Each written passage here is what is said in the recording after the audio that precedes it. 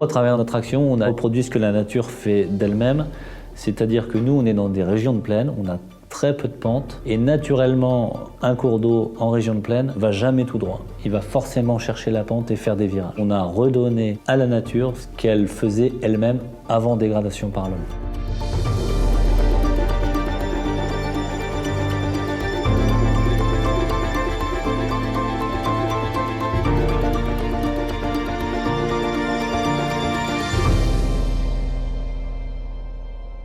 Le territoire du syndicat mixte des basses vallées angevines et de la Rhône, c'est environ 1500 km², drainé par 3 rivières principales, la Mayenne, la Sarthe et le Loir. Et le constat au niveau de l'hydrologie de ces cours d'eau, il est assez simple et alarmant. Sur nos grandes rivières, on a des débits très réduits mais maintenus pendant l'été. Par contre, sur les affluents, selon les années, on a entre 50 et 80% du linéaire qui s'assèche. Donc nous, l'action principale de nos travaux de renaturation, de restauration des milieux, ça va être de ralentir ce cycle de l'eau.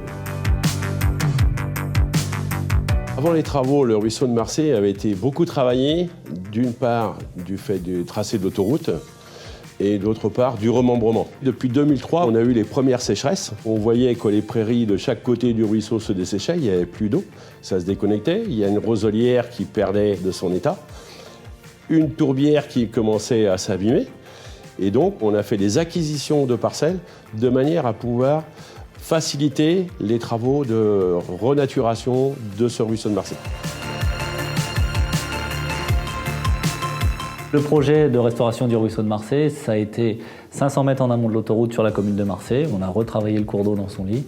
Et en aval de l'autoroute, on avait avant travaux un cours d'eau rectiligne de 1700 mètres auquel on a appliqué un coefficient de sinuosité de 30% pour terminer après travaux à 2200 mètres, ce qui fait au global 2700 mètres. Aujourd'hui, on est sur des largeurs de ruisseau en moyenne sur l'ensemble du linéaire de 2 mètres sur 30 à 40 cm de profondeur.